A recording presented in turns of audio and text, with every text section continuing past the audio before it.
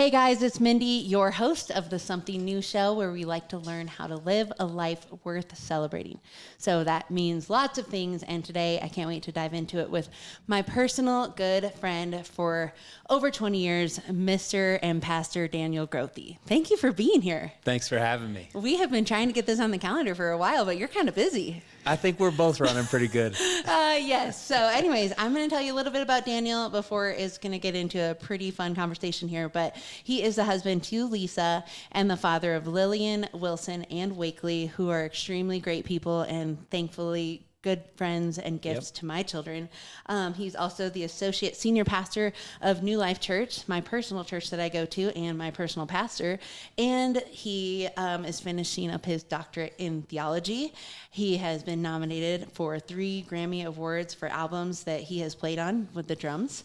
And he has written 2 great books, Chasing Wisdom and The Power of Place, which I definitely want to hit that towards the second half of our talk today. Yeah. But I'd love to jump right into the conversation we were having prior to going on recording here. We were talking about what we like to do on our days off, because both of us are in very forward-facing roles with people all day long. So what were you doing this weekend, Daniel, that got you out of your routine? This weekend I was tiling, 2 showers, 9-foot ceiling, so all the way up. I didn't know that tiling could be that. I mean, my hands are just raw. Last weekend I sheetrocked, I taped, I mudded, I sanded it down, primed it, got it ready, we painted. So working with people all the time, which you and I do, which we love, we're made for it. The older I'm getting, I think the more introverted I'm getting. I don't know, look, we have to get some Myers-Briggs or, Enneagram guru on here to tell me if that's even possible. But I have this working theory that the more my responsibilities have grown with people, the more I'm needing to retreat and to be silent and to, another thing, like if you work with your mind, you've heard it said, if you work with your mind, you need to Sabbath with your body. If you work with your body, you need to Sabbath with your mind. So for me, I didn't grow up doing this stuff, but the older I've gotten, the more projects I'm doing and the more restorative the space is for me. And here's another thing about pastors. We don't really get to see anything finished. People are not finished. It's always a work in process. It's always dynamism. You see progress. You see people trending in the right direction, but just when someone is moving in the right direction, something else falls apart. And so you don't ever get to back up from anything and like dust your hands off and go, that's done and that is good. And like, for me, wow, look at the work. Yeah, for me, Genesis 1 and Genesis 2, like, I don't know who's watching this. I'm a pastor, so I'm going to work with the Bible, forgive me. Genesis 1, it says 7 times, and God saw that it was good. So he creates, he backs up, he looks at it, and he goes, dang. Yeah, and I'm proud of that. You can't really mess it up when you work with your hands, right? I mean, it's kind of like you keep working an event. Nobody's going to fall out of place or whatever. I always like those kind of projects because I'm like, oh, it does exactly what I told it to do. And it ends on this little schedule and it looks like this, like I planned, exactly. And there's no variables that can really jump out of the way. So it is beautiful to step back and say, wow, we did that. Yep. So sweat, fall asleep tired, go to bed, sore, you wake up the next day, but there's some kind of satisfaction in being able to produce something else that is really good work. Yeah. Well, and I think there's probably both types of listeners going on right now. Like, people that are forward facing, working with a lot of people. Mm-hmm. I would love for them to start to think about, hey, when I'm on my downtime, what am I doing that I could do with my hands that maybe I have a little bit more control over because I have so many variables with the people. Mm-hmm. I can see some outcomes here and give my mind a rest. Yes. And then you have the people that are working with their hands all day long, never with people. Mm-hmm. I think they're craving that connection and community that maybe they don't have for the 40 plus hours a week. Yes. So it is cool to see you doing this because like I said, I've known you forever since I think, we were teenagers. Yeah. I think I met you when you were in high school. Absolutely. And I just think that was not necessarily anything that we were doing. We weren't doing handy stuff when we were young marrieds. I'm just thinking this is just a different season. It's been really cool to see you tackle new things and try new things. Well, And if I could just jump in and say a book that I've been reading that's intriguing me. yeah, tell me. This is a show where you can talk about that stuff. What are you learning? Who are you learning from? What trails are you chasing? There's a book called Range, and the subtitle is something like Becoming a Generalist in a Specialist's World.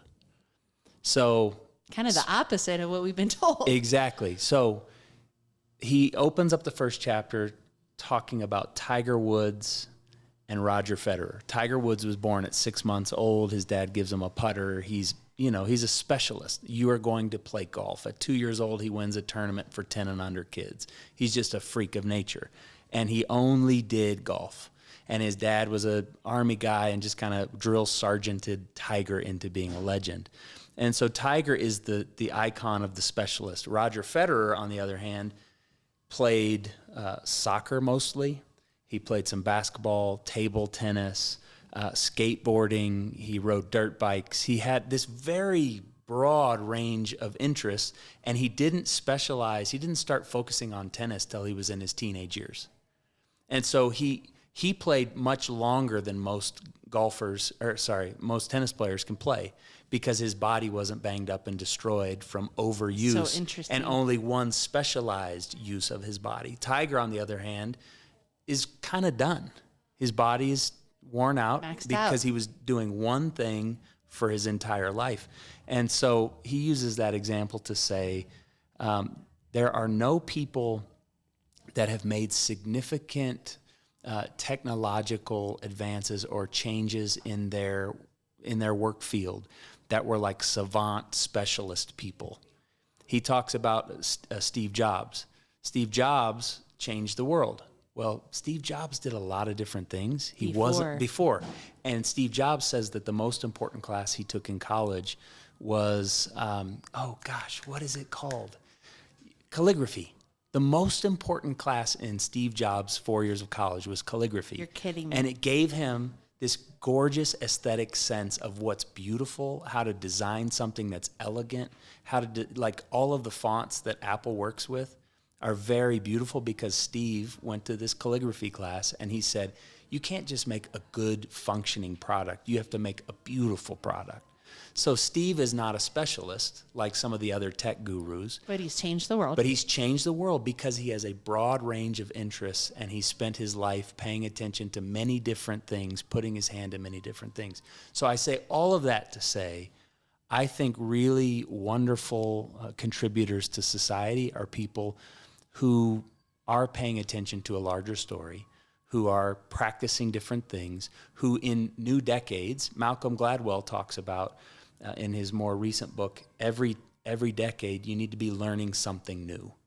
Not just being a specialist. Yeah, something new. There you go. There's a plug. Not just being a specialist doing one thing for 50 years, but all the interesting contributors to major cultural developments are people who are always thinking on their feet and learning new things. I love that. Well, and so would you say, what's this decade? What are you learning, Daniel? This decade. Ooh, if that's too deep I don't right know now. what 40 to 50 should be, but I think I could reflect on 30 to 40. I just turned 40. Let's do that. Yeah. 30 to 40 for me. In late 20s, I discovered what I wanted to really be about. And I think 30 to 40 was about reps. Just rep. Practice, learning from the great kind of icons out there, the people who are excellent at what they do.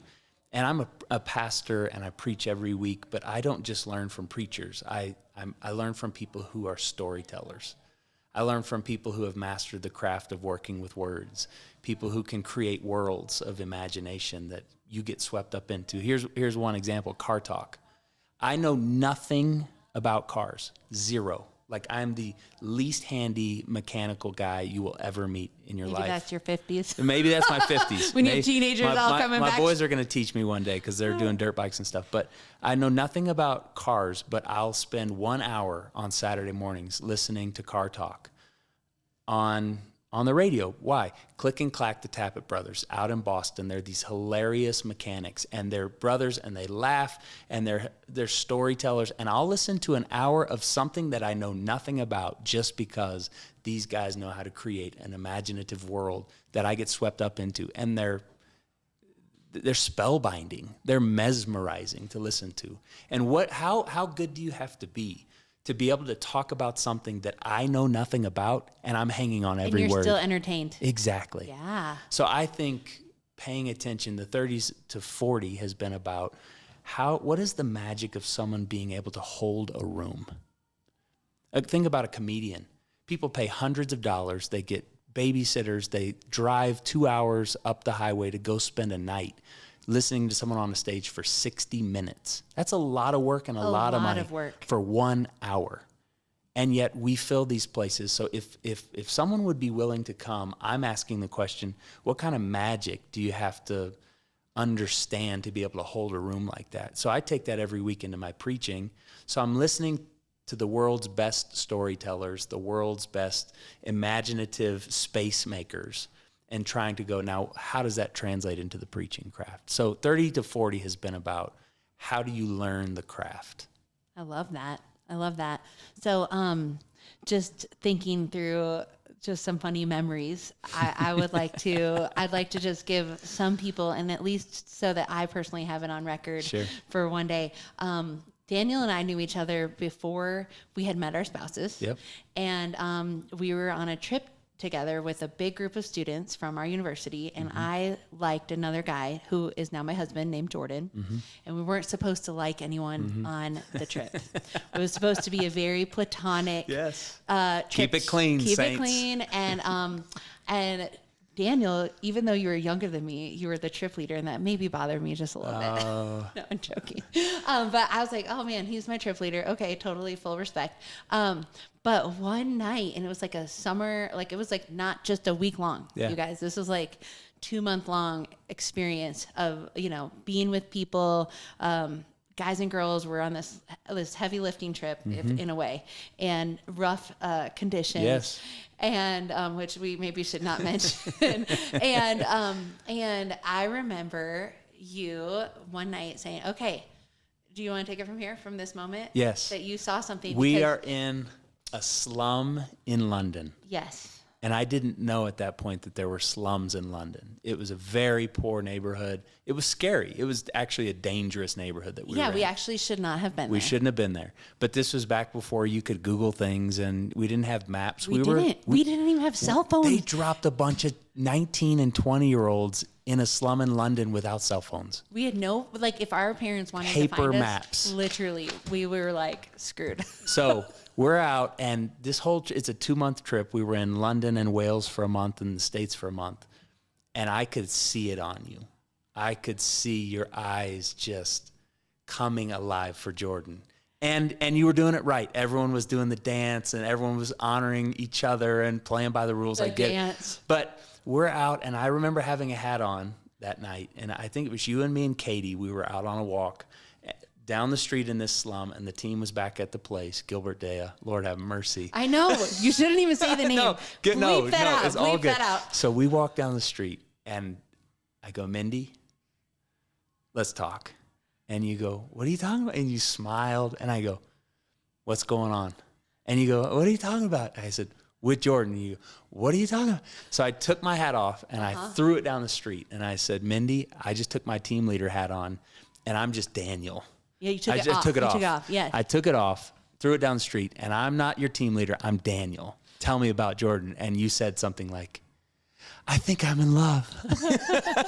Yep. And basically, that was a hard summer because I graduated, and we were still doing this trip. But, Jordan wasn't communicating where he was at. But these are some of the core memories that I have as young adults, very formative. And this is why it's important to have good friends in your young adult life, because they can really speak into your life. And you were really encouraging. You were like, absolutely, this would be a great, a great match. Beautiful. Run after this. This would be good. And just even that endorsement of a friend seeing something in me and saying, hey, that actually would be great. Don't be nervous about that. That's good. It just made me think of how many, relationships people have in their lives. And that was a pivotal moment for me, right? I could have said that, hey, I was interested in this person, and you could have been like, definitely this isn't a match or whatever. And instead you encouraged something that you saw was a good thing. And so I just think about friendships that are listening or whatever, how important it is to have solid people in your life. I mean, I literally pray for that for my children so much every day, but I also talk to them about it. I say, hey, having solid people in your life that know you, know what you're about, know your values, and then being able to be honest with them. Like I was totally honest with you. And then you encourage what was good. And so I want our listeners to know our history goes so far back, but then also how pivotal that moment was in just knowing like, okay, maybe this wouldn't be a terrible thing if it worked out.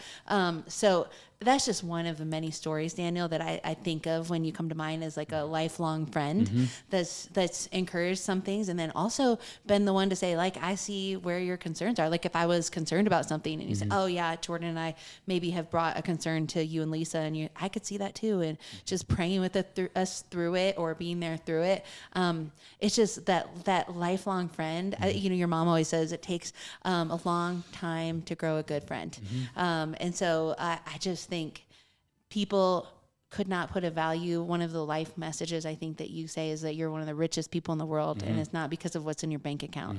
It's because of the friendships and the relationships that you have. So I don't know if you want to speak about this at all, but to me, when you were talking about learning the craft of speaking, I actually see you have learned the craft of relationship. To me, that's even above your speaking, even though you're a phenomenal author, speaker, writer, all those things.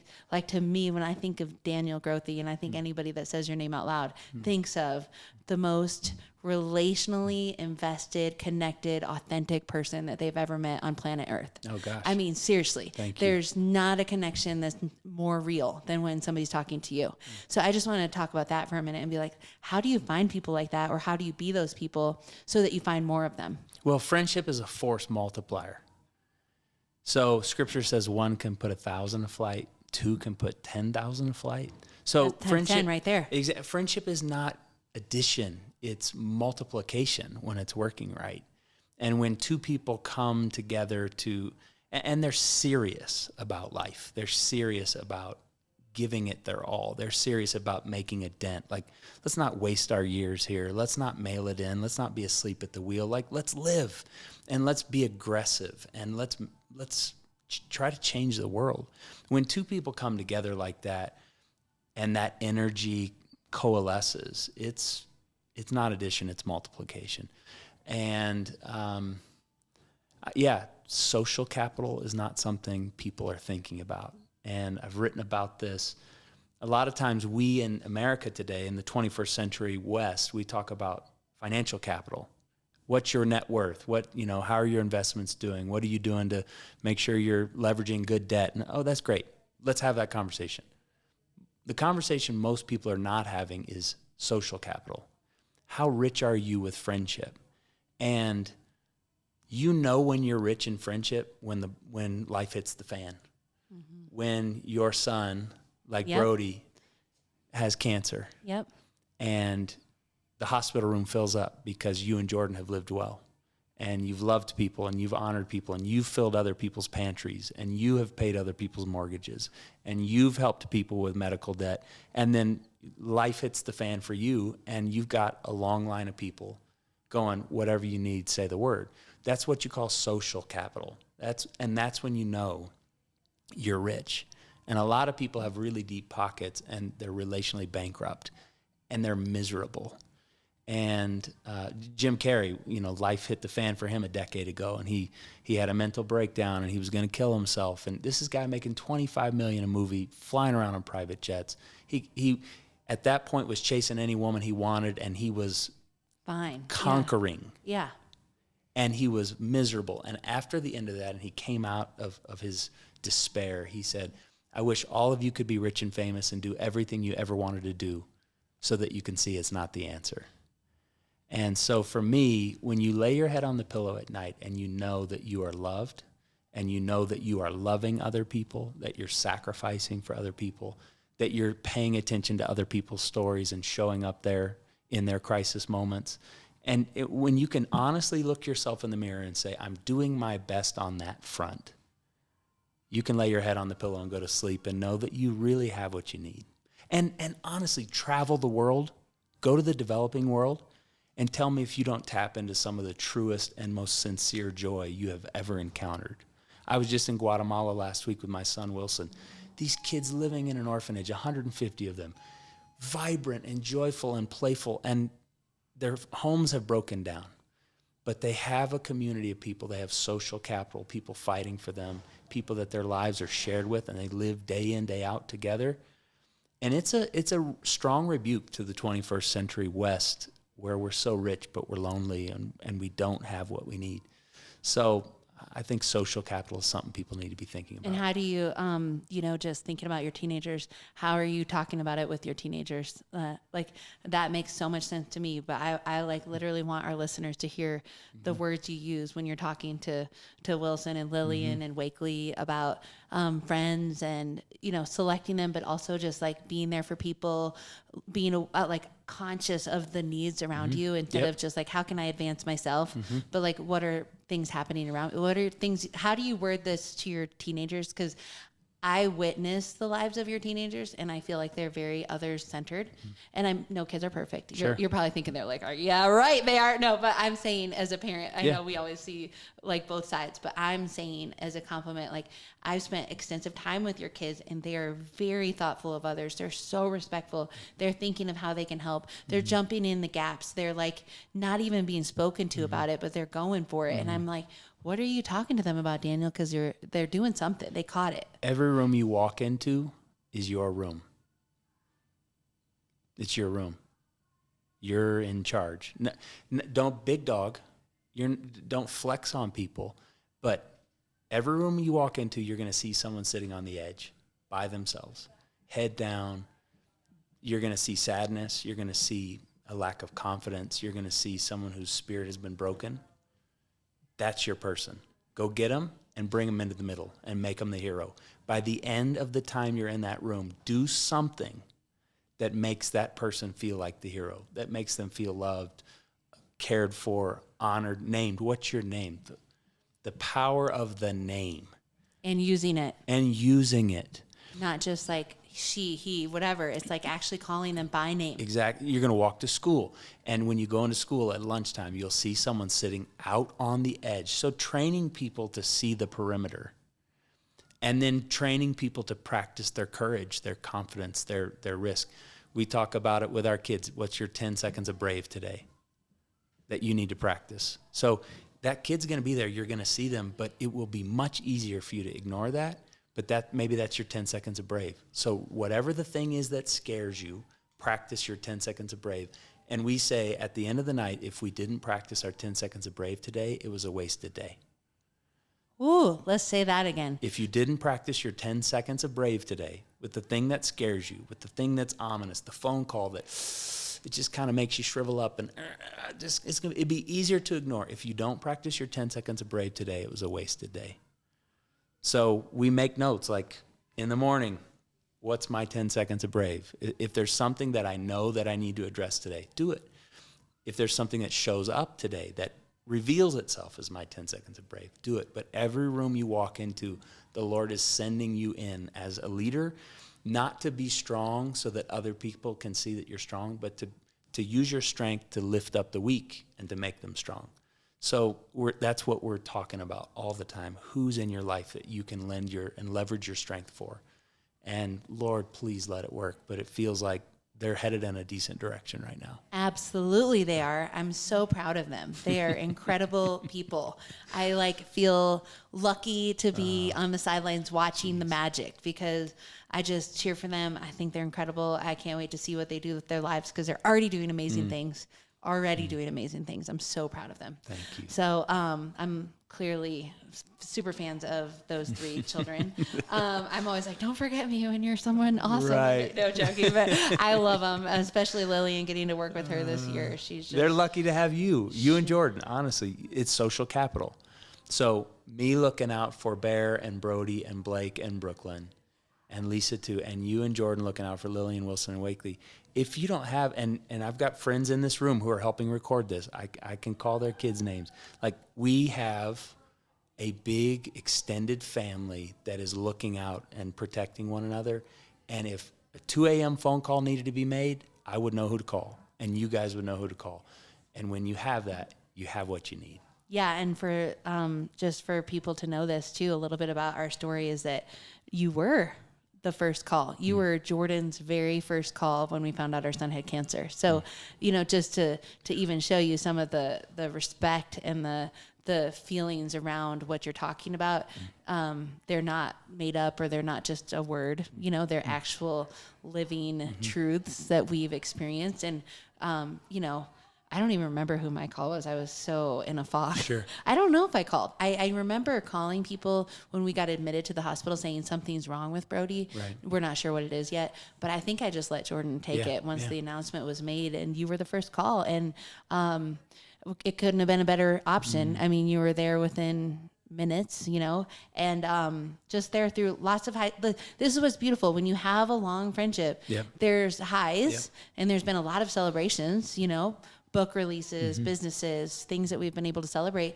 but there have been absolute lows too. Life circumstances that didn't come out to be what we thought they would be. Right. But it's great that you can have people in your life that no matter what, it's like, who you are, the value. And I still feel this way, Daniel. Like if I lost everything, I feel like it doesn't matter because I have friendships that are real and authentic, and I'll just start again, Exactly. And I don't know if when I was, 16, I was really thinking about that. I started to really think about that when I got married, but I'm just saying young people need to think about who are the quality people in their life right now, and how can I go deep with them and long, which actually leads us into your book. Actually, perfect transition, because you wrote a book, is it a year ago now? 2, yeah. Wow, that flew by. Yeah. Called The Power of Place. And it's a message that is also countercultural. We're really conflicting with what our culture wants to tell us on this episode, but it's very countercultural. I have thoughts I want to share about it, but I'd like you to just start with the premise of the book, The Power of Place. So the saints of old, starting in 500, the church had kind of fallen asleep at the wheel. And in North Italy, a guy called Benedict rose up, Saint Benedict, and he provoked the church. He said, wake back up. You've lost your way. And he called them to take their vows again. And I would have known, I'm a pastor's kid. I grew up in church. I would have known they would have taken vows of chastity with their sexuality. That, your body's not your own. Be clean, be honorable, be faithful. Like, don't run around. Be clean sexually. I knew that they would have taken vows of charity with their resources, that open your hearts, open your pocketbooks, take care of one another. Let's help each other live. Yeah. I knew that they would have taken vows of obedience to Scripture, but what I did not know until I went to seminary 15 years ago is that the very first vow that the saints of old were called to take was the vow of stability in place. Stabilitas is the Latin word. Find your place, find your people, put down roots, and try to die there. Quit moving. They were called gyrovagues. Swirling around, vagrants, people on the move. And I think we are living today in a society that lives more as tourists than as residents. That we're just kind of bouncing around, and we're the first society that can say, oh, Nashville's kind of cool. Maybe I'll run down there for a couple of years. Yeah, like our parents would have never been able to move locations. And still the developing world today can't. Yeah. I'm going to run to Austin. I'm going to run to L.A. Oh, let's go out to the city, New York. Maybe we'll just and we've been paying our bills because a lot of people make enough money to be able to pay their bills in all those ways. But you look up after 10 years and you have very little to show for it when you live as tourists. So the saints of old understood that if you're going to live a meaningful life, actually, if you want to create a very big life, you have to get really small. If you want to have a very large impact, you have to get very local. If you want to make a dent in the world, it will not be by you bouncing around. It will be by you committing to a place over the decades.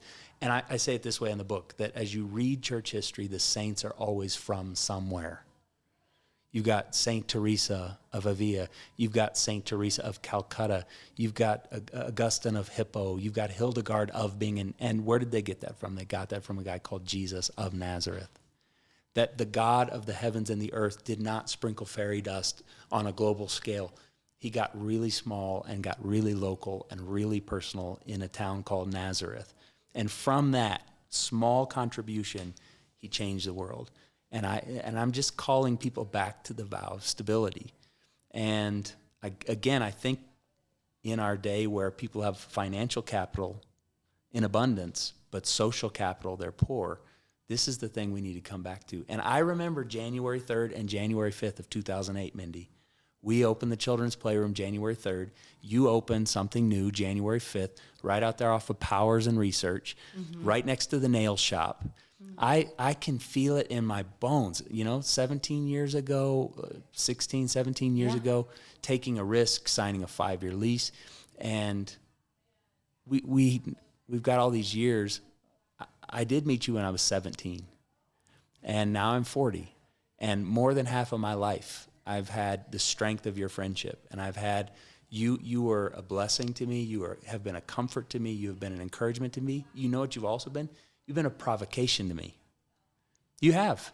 And that's what good friendships do. You have to, speaking of range, a good friendship has the range of, I'm going to be your cheerleader, and what the heck are you doing? Get your mind right. Wake up. Come on, you're better than that. I know who you come from. I know what's in you. And when you have the ability to have that whole range of conversations over 23 years, you have the strength of friendship. So the book, The Power of Place, is calling people back to stop living in our age of wanderlust. Stop living in our pathologically conflict avoidant age and settle into a place, have the conversations you need to have, and do it over the decades. And I'll tell you frankly, the people I do not trust, the people I will not follow, the people I don't trust are the people who don't have any 30, 40-year friends. Because it says to me, you're not living in such a way that being a friend with you long-term is even safe or possible. But people who have 30 and 40-year friends, I go, something's right, because you've learned how to walk with the same people through that whole range of difficult conversations and still have trust. So, and you're not saying never to add new friends. That's not. No. Because I've seen it both in your lives and ours, how God has brought like even more people into our lives, which is beautiful. Yep. But it's the both. It's the picture of both. He's been able to bring more people into our lives because we've created something that can hold those people. We've created a community of strength and love and commitment and faithfulness and generosity and forgiveness. So, of course, the Lord can add people to that. But when we can't even do that, how could we hold more? Yeah. So I'm thinking through a list of probably 50 people that you and I have known for 20 years that are right here in Colorado Springs. And we've shared life together, and we've cried together, and we've laughed together, and we've raised kids together. We've buried grandparents and in some cases parents together. And the Lord is sending more people because we've created a community that can actually hold that. And I just, I think of family too, as you're talking. I think of just this summer going back to my grandparents' hometown and how my grandfather had the same job for 33 years at a hardware store in downtown Grants Pass, Oregon for 33 years. Yep. Didn't ever need to switch it up. Not that maybe sometimes you do, but I'm just saying I just was inspired by that story, thinking about how he wasn't trying to jump to the next best thing, but he was super planted. Like the cool thing is he was very handy. So he was the guy everybody called to fix their, washing machine or whatever. And I heard about those stories. And then we went on the river one night for my son's birthday. And it was a river he was like the best fisherman on for like 60 years. And he made people boats and stuff. My dad said supplies plus $100. And it would take him 3 months to build a boat. So he would just charge him supplies plus $100 to build a, wooden fishing boat. And, would you believe that night we went on that river boat tour or whatever, and our captain of our boat knew my grandfather. Get out of here. He was like, Bob Wallace was your grandfather? And my dad's right there. He's like, yes, my dad. He's like, man, we all looked up to him. He knew this river back and Inside forth. And I was just like, okay, let's just time out and actually talk about the power of place here. Yes. Like, legends are made, influence on people, like caring for your community. I mean, he was just a good guy, Yep. you know, caring for his community, fixing people's washing machine. And we even Bob of Grants Pass. Yes. The Saints are always from somewhere. That's him. And Yeah. I mean, even we went a few doors down to their old neighbors, and it was a son of, so it'd be like my dad's peer. He was still living in his father's farm. Yep. And I'm like, how cool is this that it's now in like its fourth generation in the same property? Now, I know that's not always possible, Sure. but I have felt stirred up this year specifically, thinking through family and bringing family back together, because I think that's also part of our society is being really ripped apart because we think, oh, it'd be really cool to live here. So adult children move to a fun opportunity, leaving the grandparents because they can't really move or whatever. And what's happening is we're not seeing that generational equity that you're talking about. That's a social richness. Is you're losing that richness in the generational dynamic of your kids knowing their grandparents and their aunts and uncles and their cousins. And I know families have hurt. And so this is not the answer to all problems. But I am saying that if there's at all some way to sever some of that distance, I mean, we recently, into last 2 years, we have bought property and both of our parents are our next door neighbors on either side. And that's so crazy. But at the same time, it's part of my fight to get back to our families knowing each other. I want my kids to know their grandparents. They have great grandparents. Like both of them are great. I'm not saying great like generational, but they have people that there's something that I want them to get from all four of them. All four of the grandparents. I'm like, get that from them. Get that from them. But you can't get that if you're not geographically together. You also can't get it if you don't intentionally spend time together. So if you can't be geographically together, maybe it's it's like, how can we make more time for this? But I just feel a sense for people that are maybe in that wanderlust and that wandering to just evaluate, like, should I go home? Should I be back at home? Is there a community that needs what I have to go home? That's my first question. If it's not for you to go home, then I wonder, how do we create home here? How do we create home here? And then you go all in. Neither one of us, you or I, are from Colorado Springs. But when I was 22 and I decided to move here right after college, I knew this was where I was going to plant my roots. Like, I'd been wanting to live in Colorado since I was like 10. I was like, oh, I have a heart for it. I want to get there one day. And I just knew. But what I'm saying is we didn't have to be from here, but we sure dug our feet in the ground and said, we're here. We talked when we were in our early 20s and we had just moved here and we left all of our family. So we were lonely. We were like, oh gosh, we love being newlyweds. We love where we're working. We love the city, but gosh, we just left literally all of our family. And so we started finding friends within the first year or two here at New Life. And we sat down and we had meals and we said, hey, we left our family. We need to recreate that here. So let's create rhythms and routines. Let's go camping together. Let's share meals together. We started having little kids. Let's raise our kids together. And we just keep signing back up. And that's what I think is important to name here. Like, I think life is in 6-month increments right now, and you just sign back up. So you have an opportunity. You have a job opportunity. You have, you could go here. Or you could just get distracted and quit. No. We're going to sign back up for what matters, and we're going to look our important people in the eyes, whether they're biological family or friends that are becoming like family. And this is the life we want to share. These are the values that we carry. This is how we want to raise our kids in this community of social capital. Let's all keep signing back up. And when people will commit like that and choose the vow of stability, talk to me in 20 years and tell me if you hate your life. Tell me if I promise you will not. You will not. But it doesn't happen on accident. No, you have to be having those conversations about it. So even people listening, thinking about, okay, I want that where I live. Well, you can be the catalyst. Yes. You can absolutely say, who do I know create it. That has the same values that I have, and how can we create that same sort of care, that community of care that's like very much committed to planting in. And I want to just acknowledge, it's not like we've never thought about moving. Yeah, I mean, sure. You guys have, we've had. We thought we were moving 3 years ago. Right? Yeah. We've had those moments, so it's not like that's. We're not romanticizing place. No. But we're also saying, understand what you would be leaving. And I do this with couples all the time who are doing premarital counseling with me. I'll say, okay, here's a scenario. Let's say you're living in Colorado Springs and you're dual income, no kids. So there's two of you and you're newly married and you're making 60 grand combined. And then Kansas City calls and Kansas City offers you 90. What do?